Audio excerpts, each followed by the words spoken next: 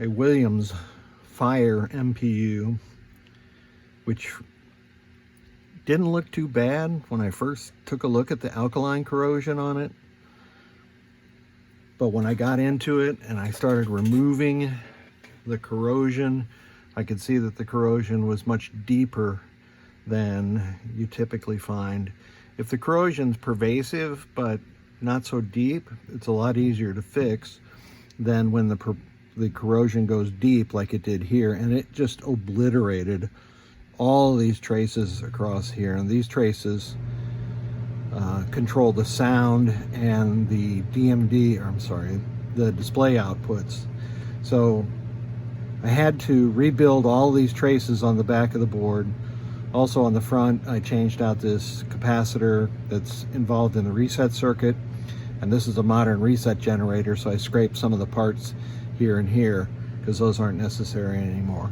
And VRAM installed, of course. So let's look at the handiwork on the back, which you really don't want to try.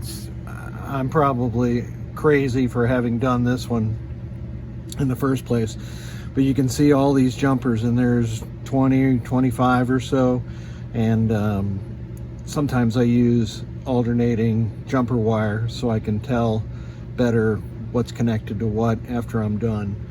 And all these have to be buzzed out and then finally tested on the bench.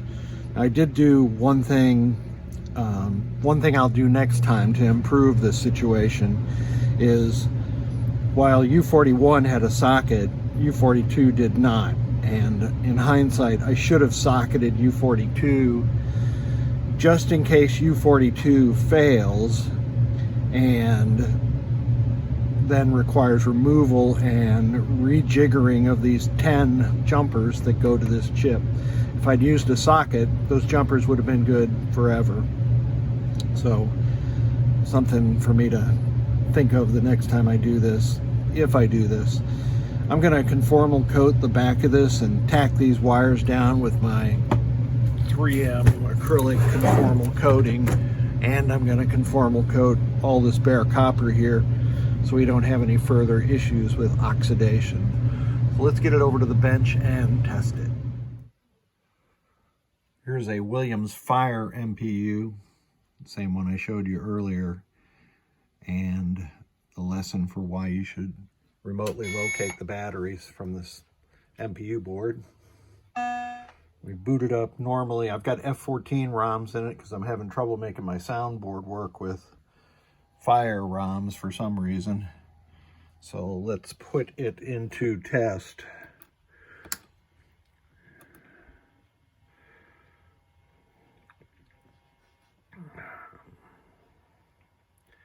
This board took way too many hours to repair because of the alkaline corrosion. I'll have to count the number of jumpers, but there's at least 25.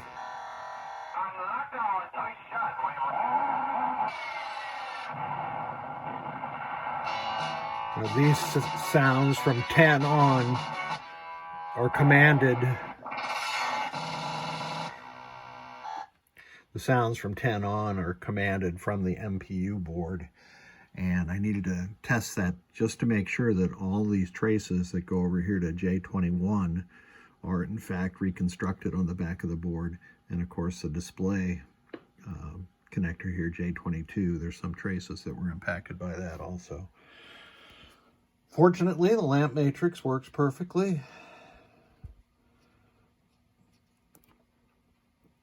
Single lamp test and coil test. Now, F14 wants to use this coil as the AC select, so that's why it's popping on alternately.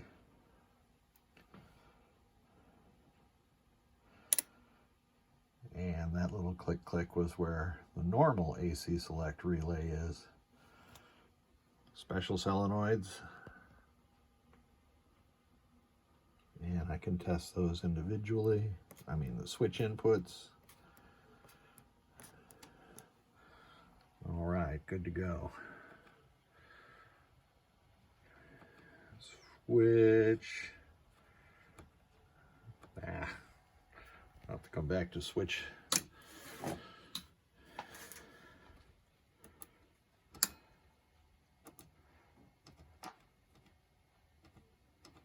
Here we go.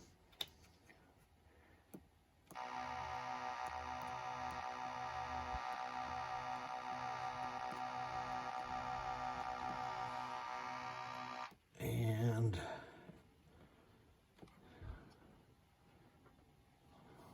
all right, my fingers.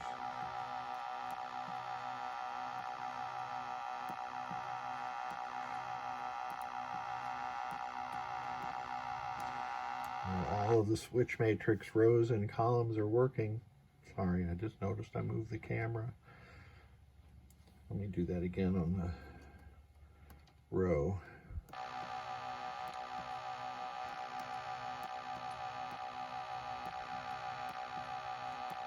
There we go.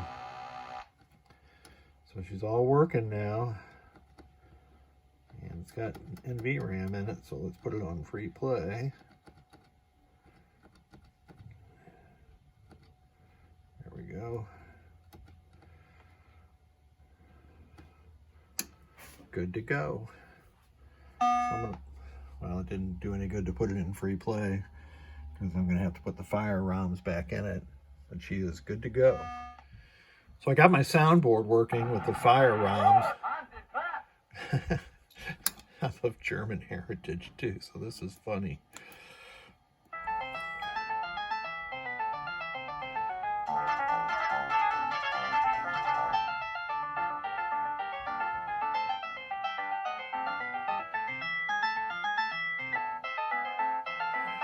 And all of those were sounds that were commanded from the MPU board. Let's see if I can get it advanced past this. Yeah. I'm going to skip that for now.